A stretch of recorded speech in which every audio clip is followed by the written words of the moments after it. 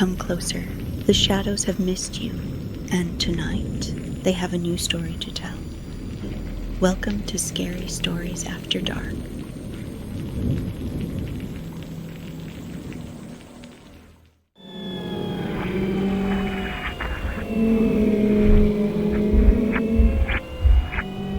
The rotary phone on the nightstand rang like it wanted to tear the house apart. Doris Holloway flinched awake, tangled in her afghan. Midnight in Skeletal Eve was usually dead quiet, a town where porch lights burned all night and neighbors trusted screen doors to keep out the dark. But the phone's metallic shrill cut through the stillness like a butcher's knife. She slid her glasses on, squinting at the dial. Caller ID didn't exist. In Skeletal Eve, you either picked up or you let it scream. Her hand trembled as she lifted the receiver. "Hello?" The line hissed. Then a voice, low, rasping, wet, like broken glass dragged over metal. "We need to talk." Doris froze. "Who is this?" The voice chuckled, deep and thin, rattling against the wires. "Pick up. I need to hear you breathe." Before she could answer, a second phone started ringing, the one in the kitchen. The shrill cry echoed through the house, overlapping with the one in her hand. Her stomach twisted. She whispered into the receiver, "What kind of sick joke is this?" The rasp answered with something worse than laughter. Her own voice, screaming. The kitchen phone still rang. Doris staggered down the hallway, each step louder in her ears than the next. The wallpaper, faded pumpkins and corn stalks, seemed to breathe in the dim light. She reached the kitchen, grabbed the wall-mounted phone, yanked it free. The screaming voice cut off. The line was dead. Her breath slowed, ragged. Just a prank, just a dash. She turned. The back door stood open. A fog rolled in off the street. And in the glass of the window above the sink, she caught the reflection of something behind her. Tall, too tall.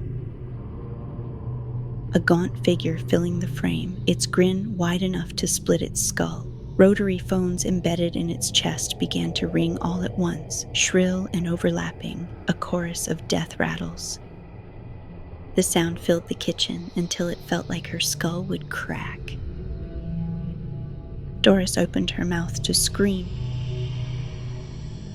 and the line went dead. The Victorian creaked like it had lungs. Wind rattled the shutters, but inside, Brink's living room was all neon glow and VHS clutter. Candy bowls overflowed, beer cans clinked, and the giant wood-paneled TV buzzed as a Friday the 13th tape whirred in the VCR. "Ladies and gents," Brink announced, sweeping his arms wide. "Welcome to the first annual Halloween Movie Massacre Marathon. May we die of cavities before Jason gets us." Colt raised his beer like a trophy. "Or may we die of boredom in Skeletal Eve, population snooze fest." Stormy, cross-legged on the floor with a pillow clutched to her chest, smirked. "Speak for yourself. Brink's Victorian has better insulation than my entire apartment. I'm staying here till Christmas." Blade sprawled across the couch, flicking open a Zippo lighter, grinning at his own reflection in the flame. "If this town had any guts, we'd have a real monster. Something legendary. Something metal." Brink threw popcorn at him. "Don't jinx it." On the coffee table, VHS covers piled like corpses. Nightmare on Elm Street, The Thing, Evil Dead. Brink had even rented obscure stuff from the dusty back shelves, titles half the town had forgotten. The room smelled of pizza grease and pumpkin candles, the perfect cocktail of 1980s Halloween nostalgia. "Speaking of legendary," Stormy said, tugging her pillow tighter. "You guys hear the one about the Halloween phone killer?" Colt groaned. "Urban legend garbage." Blade leaned forward, grin sharp. "Nah, I'm into it. The dude with phones in his chest, right? Rings when he kills?" "Supposedly." Stormy's eyes darted to the rotary phone on the end table, avocado-green, heavy as a brick. "They say he calls before he gets you, like he likes to hear you answer." Brink laughed. "So the scariest monster in Skeletal Eve is Ma Bell." Colt raised his can. "Death by long distance, terrifying." They all laughed, but the sound felt thin in the old house. The Victorian seemed to lean in, listening. The popcorn bowl emptied. The VHS hissed to static. And in the lull, the phone rang. The avocado-green rotary shrieked, sudden, loud, too real. Everyone froze. Blade smirked, but his fingers twitched on the lighter. "Well, who's gonna answer?" Brink rolled his eyes, snatched the receiver. "Skeletal Eve Video Shack, you kill him, we rewind him, how can I?" Static hissed. Then a voice, low, raspy, wet. "We need to talk." Brink frowned, pressing the phone harder to his ear. "Real funny, Colt. You sound like you swallowed a lawnmower." Colt raised both hands. "Not me." Stormy's face paled. Blade leaned in, the grin sliding off his face. The voice chuckled, high and wrong, rattling through the wires. "Pick up. I need to hear you breathe." Then the other phone in the kitchen started ringing. The kitchen phone shrieked like a blade dragged over glass. Everyone froze. The sound carved through the Victorian until even the walls seemed to lean toward it. Brink still held the avocado-green receiver to his ear, knuckles white. "Dude," Colt muttered, "2 phones at once. You don't even pay the bill on time." "Shut up." Brink's voice cracked. The line hissed in his ear, then the rasp again, low and broken. "Don't hang up. I'm already inside." Brink slammed the receiver down. The ring in the kitchen kept going. Stormy shook her head hard, hair whipping. Nope, I'm not doing this." Blade grinned nervously, lighter clicking open and shut. "It's gotta be a prank," someone spliced the line. Brink's legs carried him toward the kitchen anyway, like compulsion. The others followed, a cluster of shadows moving through the dim house. The kitchen phone, a faded beige rotary mounted on the wall, rang steady, too loud, too real. Brink reached, hesitated, then yanked it off the hook. Static. Then a breath. Ragged, heavy. He pressed the phone away from his ear, holding it out. Everyone leaned close. The rasp spilled into the room. "We need to talk." Blade's grin collapsed. Colt cursed under his breath. Stormy whispered, "Hang it up." Before Brink could, the living room phone began ringing again. Then the one upstairs. One by one, every phone in the house shrieked, different tones, different pitches, all at once. The house became a chorus of bells, metallic, overlapping, screaming into every corner. Stormy clapped her hands over her ears, tears springing. Colt backed against the fridge. Blade stood stiff, eyes wide. Brink dropped the phone. It dangled by its cord, swinging. And in the living room window, framed by the flickering glow of jack-o'-lanterns outside, a shadow slid past. Tall. Too tall. For a second, they all saw it. A figure stretched long and lean, its head tilting toward the glass. Its grin, wide, skeletal, gleamed faintly in the reflection before the shadow slipped out of sight. All the phones stopped ringing. The silence was worse. Brink's breath came fast. Back door. His voice was barely a whisper. We locked it, right? Stormy turned, staring down the dark hallway toward the kitchen door. It stood wide open. The back door swayed on its hinges, fog curling in like it belonged there. The porch light sputtered once, then died. Shut it, Colt hissed. Brink bolted forward, slamming the door so hard the frame rattled. He twisted the deadbolt, useless. The latch hung broken, splintered, as if someone had already forced it. A low creak sounded above them. Not outside.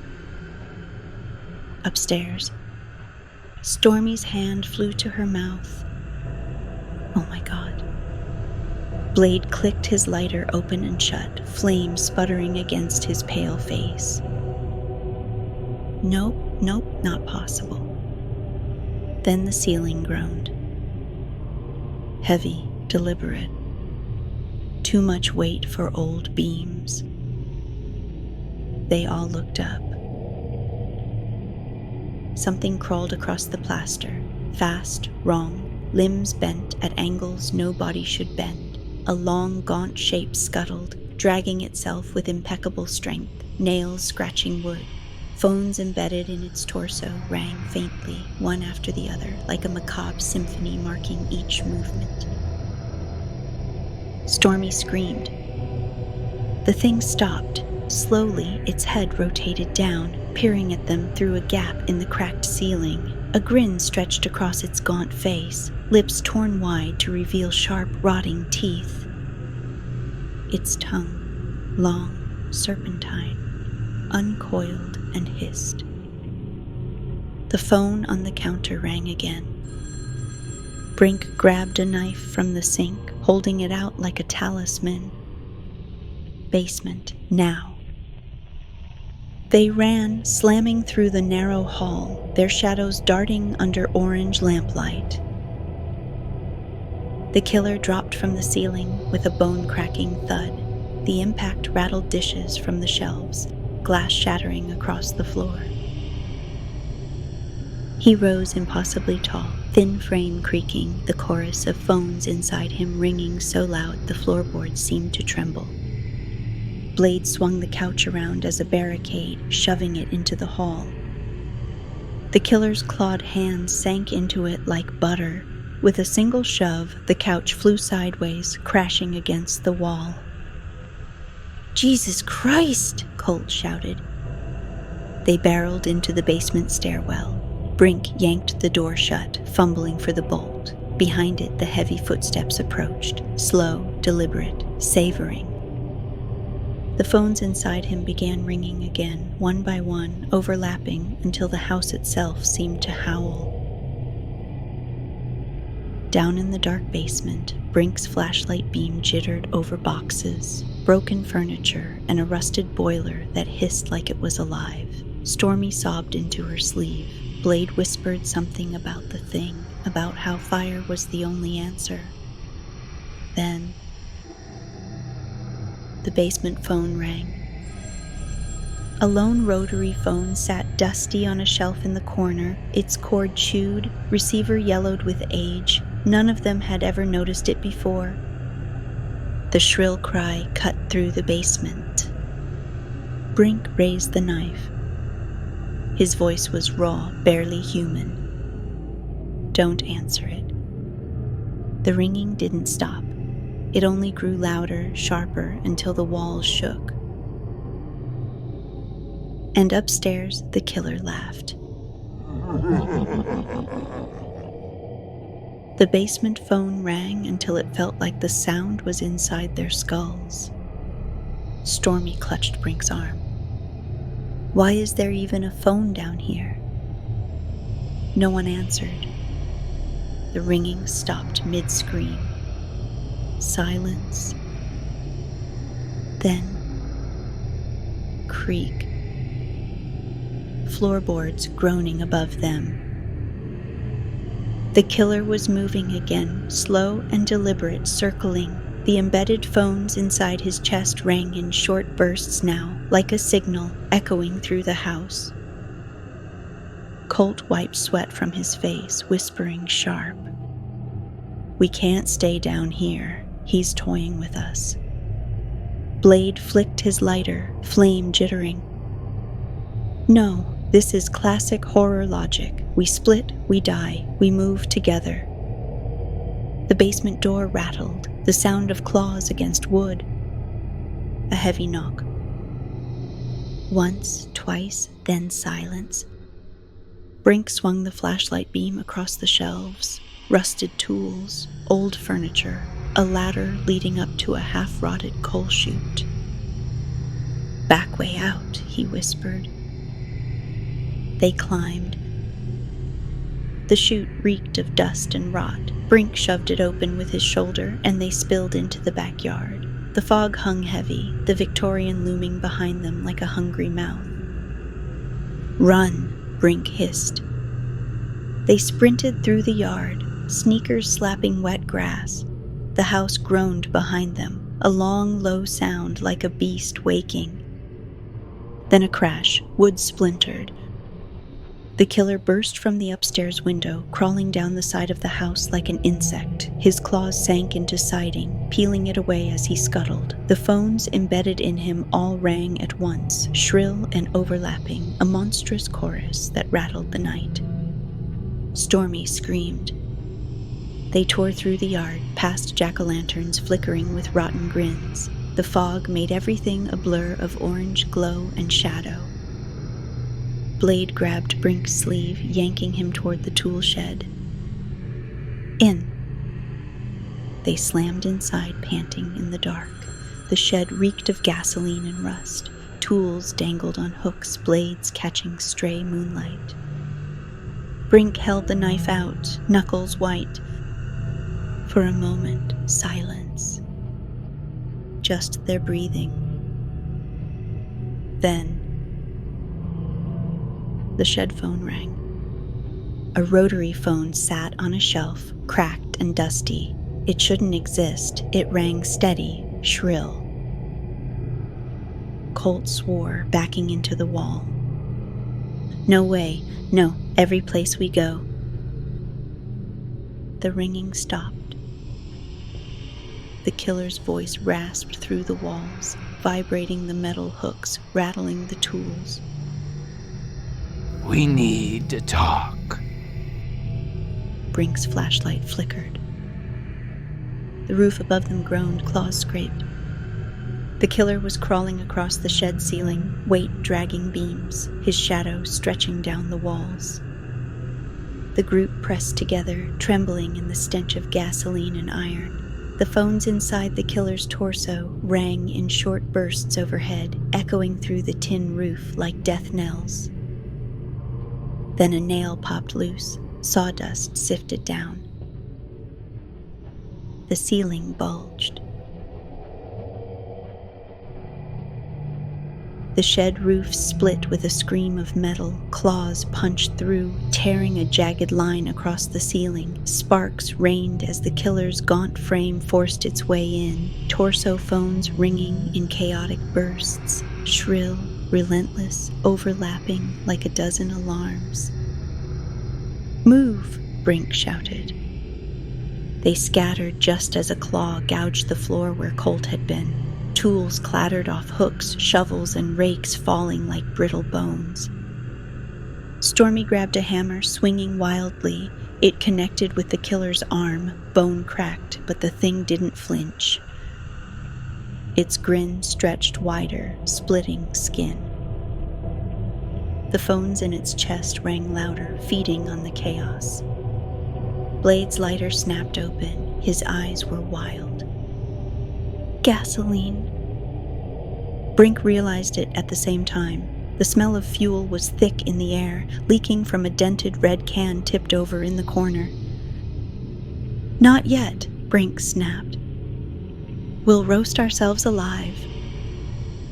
Colt yanked an axe from the wall and swung it into the nearest phone embedded in the killer's ribs. The plastic cracked, sparks spitting. The ring cut off, one voice silenced. The killer howled, staggering for the first time. They're part of him, Colt panted. The phones. Break the signal. Brink lunged forward, knife in hand, and drove it into another rotary. The glass dial shattered, blood and oil spraying across his arm. The ringing stuttered, fractured, then died.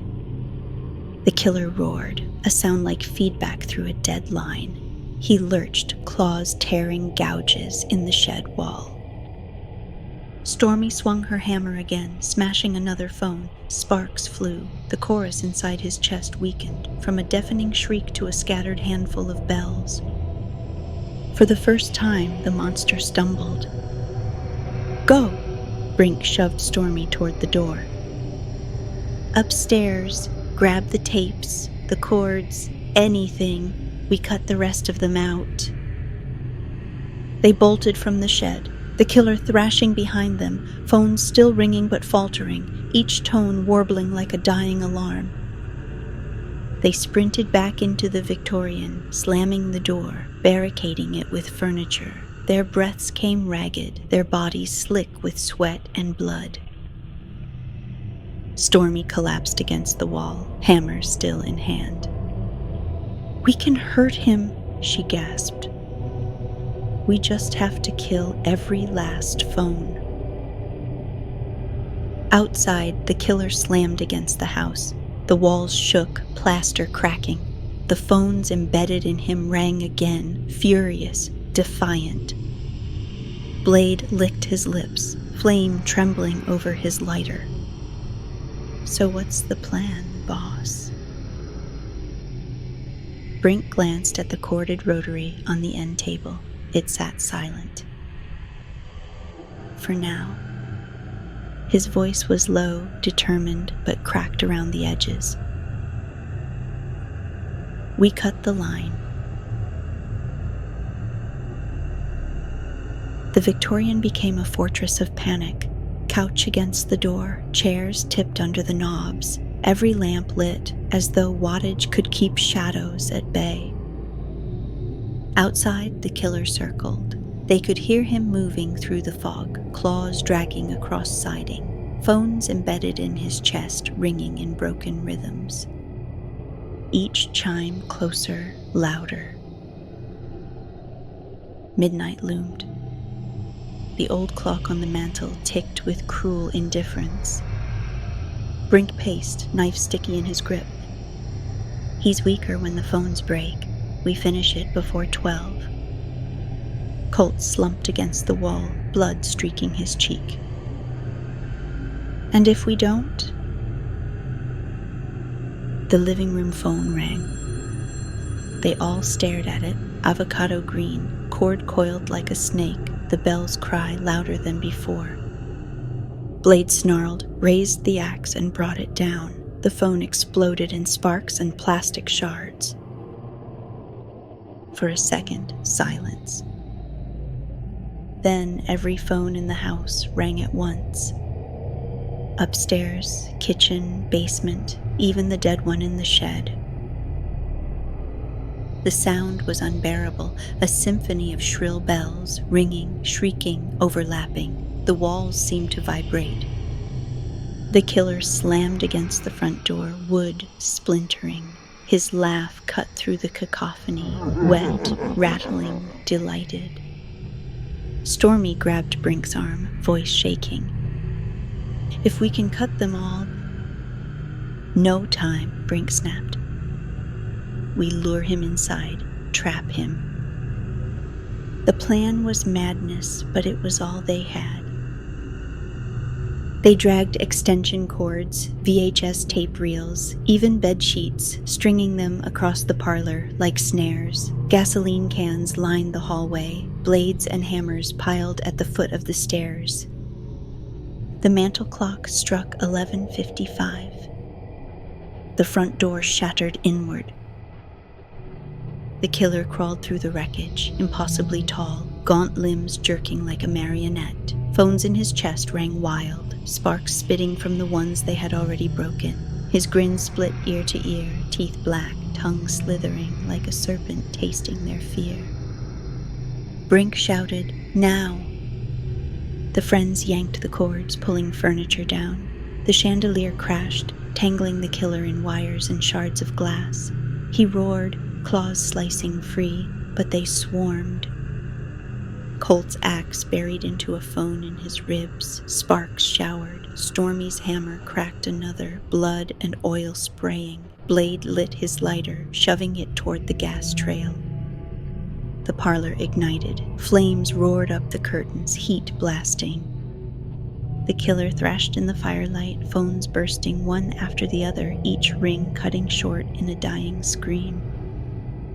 The mantel clock struck midnight. For a moment, silence.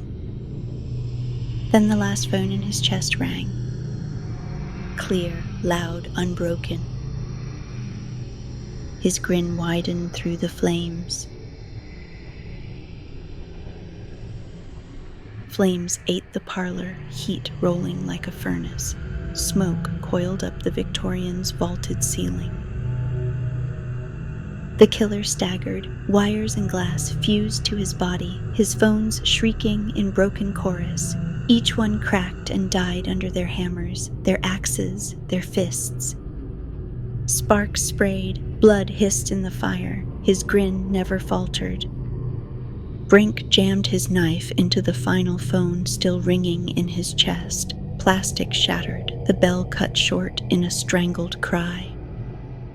The killer roared, a noise like feedback and death, and collapsed into the fire, limbs twitching. The phones smoked, their bells dead. The four friends stumbled back, coughing, slick with soot and blood. "It's over," Colt rasped. Blades spat into the flames. "Yeah, fry, you freak." Stormy sank to her knees, trembling. We actually—" A sound cut her off. The mantel clock chimed 12. Midnight. Every phone in the house rang at once. Upstairs, basement, kitchen, even the shed. The avocado-green phone Brink had smashed now sat whole again on the table, shrieking. The friends stared, frozen, as the sound grew louder, sharper, impossible. From the fire, the killer's head lifted, blackened, flesh dripping, grin intact. His tongue lolled, charred but twitching. The phones in his chest began to ring again. Brink's stomach dropped to ice. "We didn't kill him." The house shook, floorboards splitting. The phone lines in the walls glowed red-hot, writhing like veins. The whole Victorian screamed with ringing. The killer stood. Epilogue. 1 week later, the phone company trucks lined Main Street. Men in jumpsuits worked the poles, fiddling with wires. They told neighbors the surge had fried the system, nothing more. Brink, Colt, Blade, and Stormy sat in silence at the back booth of the arcade cafe. The neon hummed, the The coffee tasted like ash. Outside, every payphone on the street began to ring at once. No one touched them. But across town, in a little girl's bedroom, a rotary phone on her nightstand rattled. She lifted the receiver with sleepy hands. A rasp answered. We need to talk. The line hissed. And in the reflection of her window, a tall shadow leaned close, grin wide, phones in its chest ringing like a funeral choir.